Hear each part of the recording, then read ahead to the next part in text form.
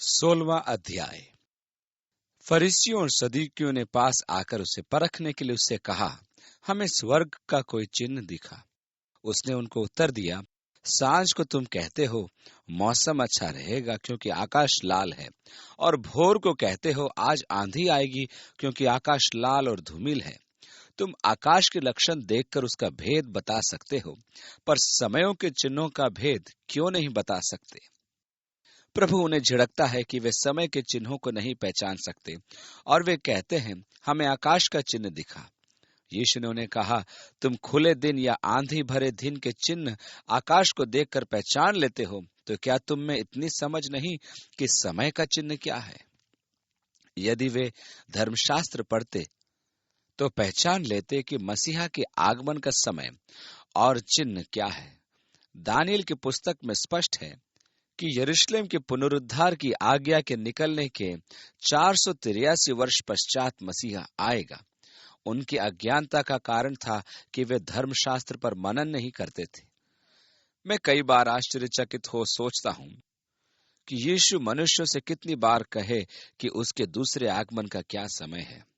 आज का मनुष्य अंधा है। मूर्खों, तुम मौसम की जानकारी देते हो, परंतु यीशु के आगमन का समय नहीं जानते। चौथी आयत, इस युग के बुरे और व्यभिचारी लोग चिन्ह ढूंढते हैं, पर योना के चिन्ह को छोड़ उन्हें और कोई चिन्ह न दिया जाएगा। और वह उन्हें छोड़कर चला गया। उसने पहले भी ऐसा ही किया था और वह उन्हें छोड़कर चला गया। तुमने पहले भी चिन्ह मांगा था और मैंने कह दिया कि भविष्यद्वक्ता योना को छोड़ कोई और अन्य चिन्ह नहीं दिया जाएगा।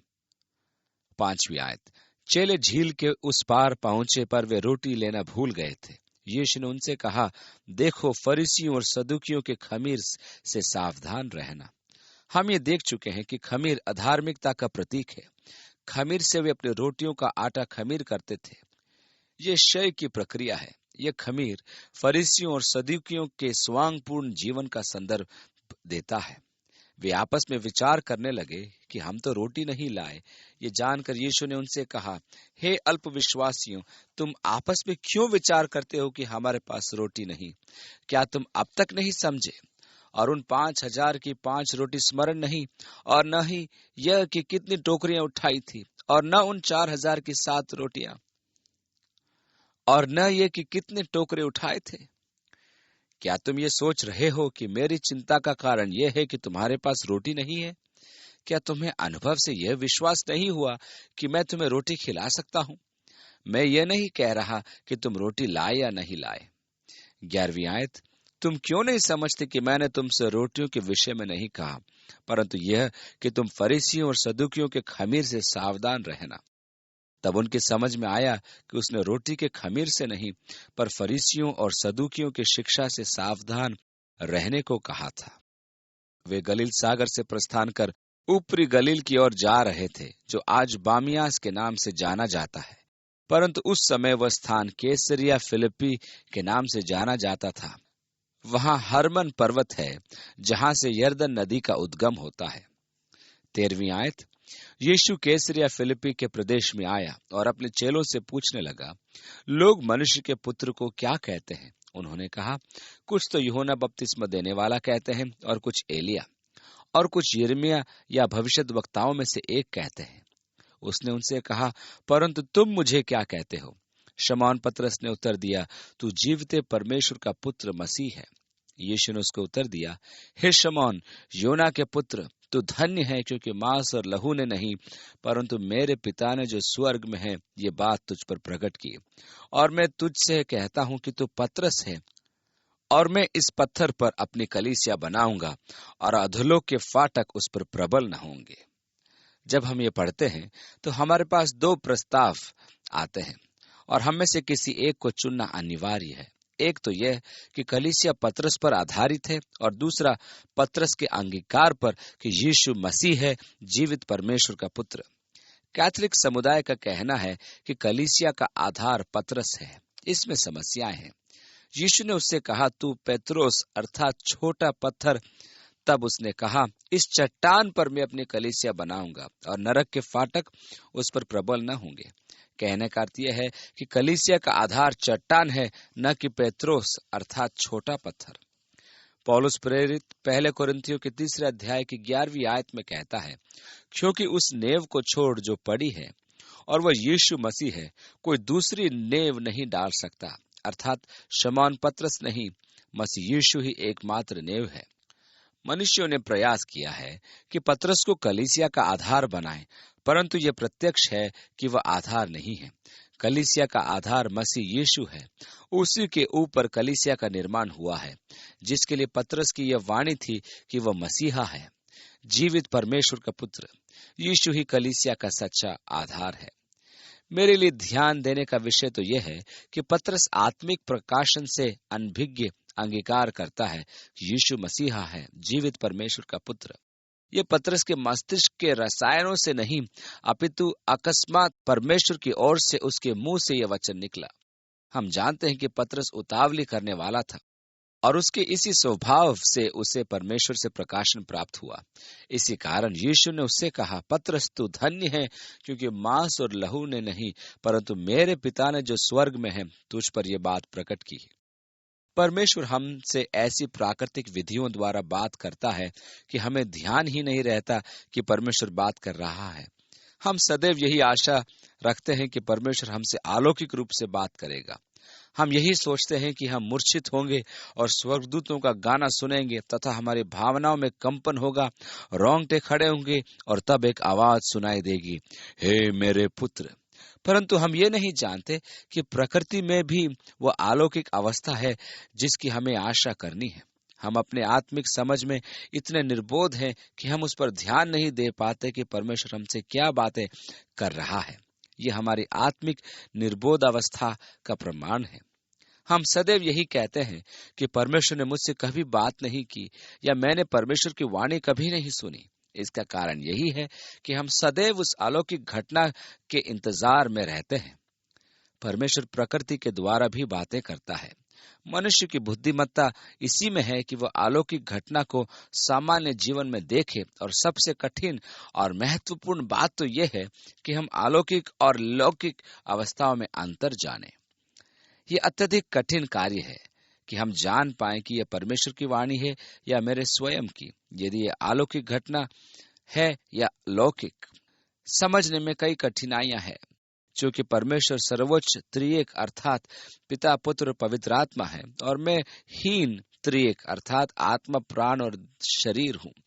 मुझे परमेश्वर से आत्मिक संसार में ही भेंट करना है। परमेश्वर का आत्मा मेरी आत्मा को गवाही देता है कि मैं परमेश्वर का पुत्र हूँ। अब यदि मेरी आत्मा मेरे विवेक को गवाही देती है तो मेरे मन में एक विचार उत्पन्न होता है, बोध होता है और प्रेरणा प्राप्त होती है। कभी कभी ऐसा भी होता है कि मुझे अपने आप से प्रेरणा प्राप्त होती है। यदि ऐसा है तो फिर अंतर पहचानने का प्रश्न उत्पन्न होता है, क्योंकि वे मेरे चित्त में उसी स्थान से उत्पन्न होती है जहां से आत्मा अचेत अवस्था से उभरती है, परंतु वे मुझे चैतन्य अवस्था में प्राप्त होते हैं। अतः अंतर जानना बहुत कठिन होता है और मैं चकित हो जाता हूं कि यह विचार परमेश्वर की ओर से है। इसी प्रकार पतरस ने उसी विचार का उच्चारण कर दिया जो उसके अचेत मस्तिष्क में उत्पन्न हुआ। इसी कारण यीशु ने कहा, पतरस, ये आत्मिक प्रकाशन है, मेरे पिता ने ये तुझ पर प्रकट किया है। अब पतरस ने उसकी भूमिका का परिचय दिया। यीशु ने उससे कहा, मैं तुझे स्वर्ग के राज्य की कुंजियां दूंगा, और जो कुछ तू पृथ्वी पर बांधेगा वह स्वर्ग में बांधेगा, और जो कुछ तू पृथ्वी पर खोलेगा वह स्वर्ग में खुलेगा। परमेश्वर की संतान होने के कारण हमें अंधकार की शक्तियों को बांधने का अधिकार प्राप्त है। परमेश्वर ने हमें इन आत्मिक शक्तियों पर यह अधिकार प्रदान किया है कि हम उन्हें बांधें और परमेश्वर के कार्यों को फैलाएं।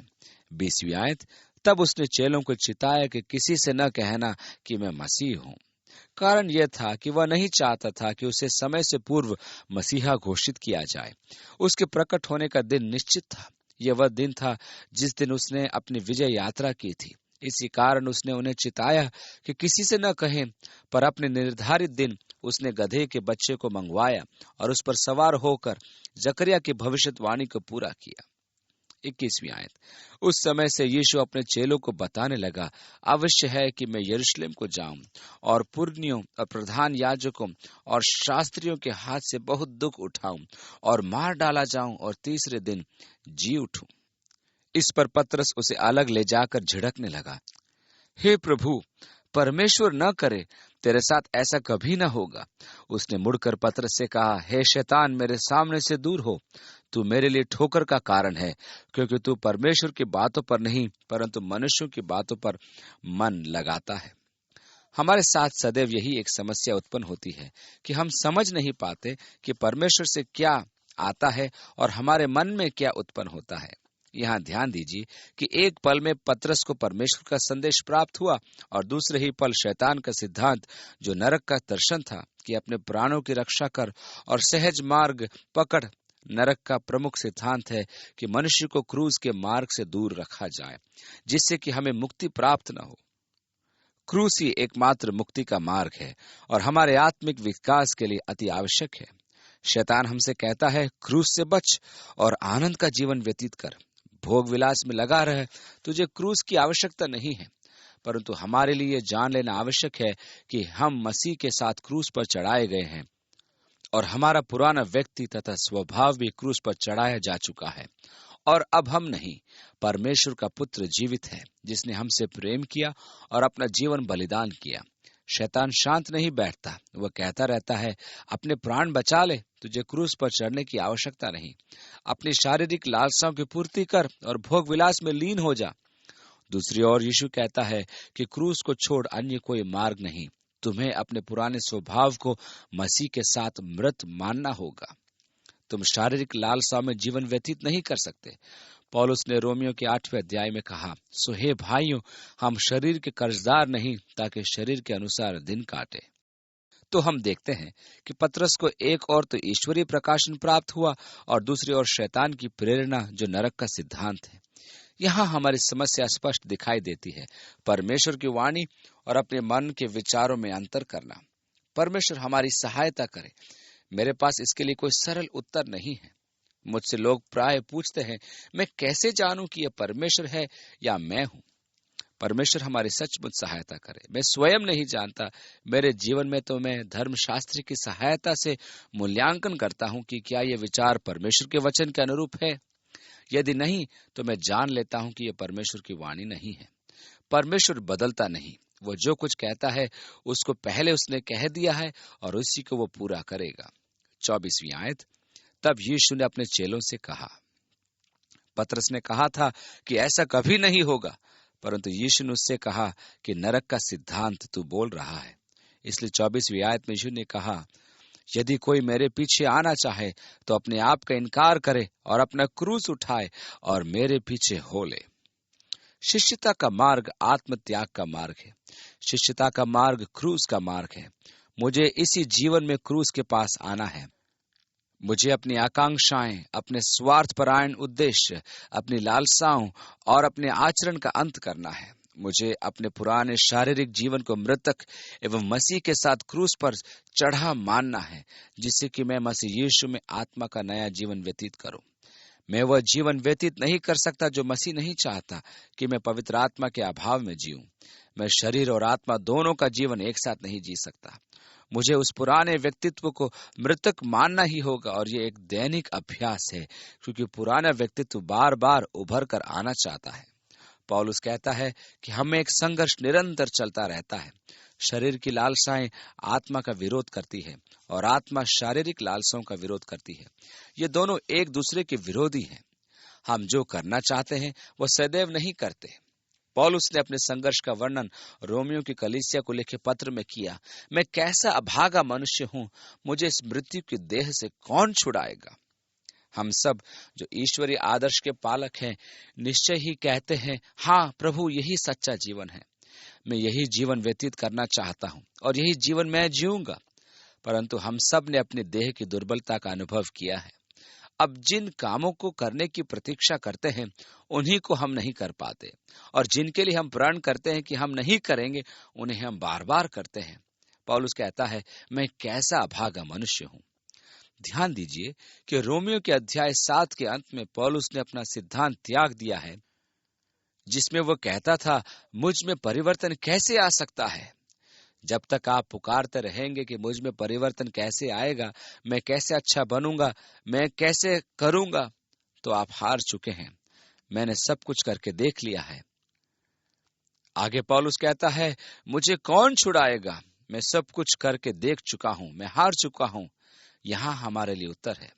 जब हमारे प्रयासों का अंत आ जाता है और हम बाहर की सहायता के लिए पुकार उठते हैं, तब हमें पौलुस के शब्दों में ही उत्तर प्राप्त होता है।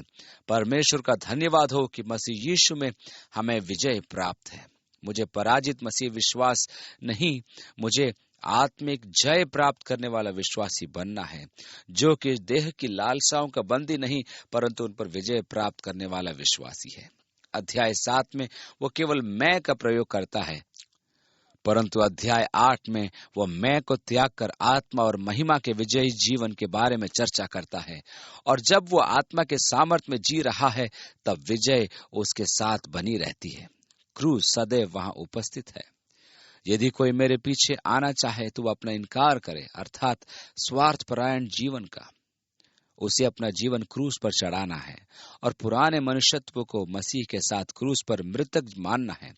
तब यीशु कहता है, मेरे पीछे हो लो। तब वो तर्क प्रस्तुत करता है और उसकी व्याख्या भी करता है 25वीं आयत में, क्योंकि जो कोई अपना प्राण बचाना चाहे वह उसे खोएगा। यदि आप यीशु से विरक्त जीवन व्यतीत करने का प्रयास कर रहे हैं, तो आपका अंत अनंत विनाश है। और जो कोई मेरे लिए अपना प्राण खोएगा वह उसे पाएगा, उसे सच्चा जीवन प्राप्त होगा। तब वह तर्क प्रस्तुत करता है, यदि मनुष्य सारे जगत को प्राप्त करे और अपने प्राण की हानि उठाए तो उसे क्या लाभ होगा। यदि ऐसा हो कि आप जो चाहें वही इच्छा आपकी पूरी हो जाए, यहाँ तक कि संपूर्ण संसार आपको प्राप्त हो जाए, परंतु यदि आपका प्राण न रहे तो आपको क्या लाभ हुआ। इसलिए यीशु ने कहा, अपना इनकार करो, क्रूस उठाओ और मेरे पीछे हो लो। 26वीं आयत में तब वह कहता है, मनुष्य अपने प्राण के बदले में क्या देगा। जहां तक परमेश्वर का संबंध है, उसके लिए आपका जीवन संपूर्ण संसार से अधिक मूल्यवान है। यदि आप अपने प्राण के बदले में संपूर्ण संसार प्राप्त करना चाहते हैं, तो आप एक भूखे व्यक्ति हैं, क्योंकि आपका जीवन अनंत है। संसार तो एक दिन समाप्त हो जाएगा, लालसाओं का भी अंत हो जाएगा, परंतु आपकी आत्मा अनंत है। तो आप क्यों अपने प्राण के विनिमय में नाशवान संसार की कामना करते हैं। अब प्रश्न यह है, मनुष्य अपने प्राण के बदले में क्या देगा। अर्थात यदि कोई आपसे आपके प्राण मांगे तो आप उसके बदले उससे क्या देंगे। एक कहानी में शैतान एक व्यक्ति के पास आता है और उसके प्राण मोल लेना चाहता है। वह व्यक्ति अपना मूल्य उसे बताता है। मुझे अचंभा होता है जब मनुष्य अपने प्राणों की कीमत लगाता है। मैं चकित हो जाता हूं कि मनुष्य अपने जीवन के मूल्य को कितना कम लगाता है। क्या वे जानते नहीं कि जीवन अनंत है। मैं देखकर चकित होता हूं कि मनुष्य मूर्खता से पूर्ण बातों के लिए अपने प्राण को बेचता है। घमंड, प्रतिष्ठा, वैभव, क्षणिक भोग विलास आदि कैसे विचित्र बातें। परमेश्वर मनुष्य का मूल्य सबसे ऊपर मानता है और मनुष्य स्वयं अपना मूल्य कितना गिरा देता है। यीशु ने यह भी कहा, मनुष्य का पुत्र अपने स्वर्गदूतों के साथ अपने पिता की महिमा में आएगा। यीशु ने कहा कि इस बार तो मुझे मार डाला जाएगा, मुझे पुरनियों के हाथ मार डाले जाने के लिए सौंपा जाएगा। मैं तीसरे दिन जी उठूंगा, मैं फिर से आऊंगा, तब मैं स्वर्गदूतों के साथ पिता की महिमा में होऊंगा और उस समय वह हरेक को उसके कामों के अनुसार प्रतिफल देगा।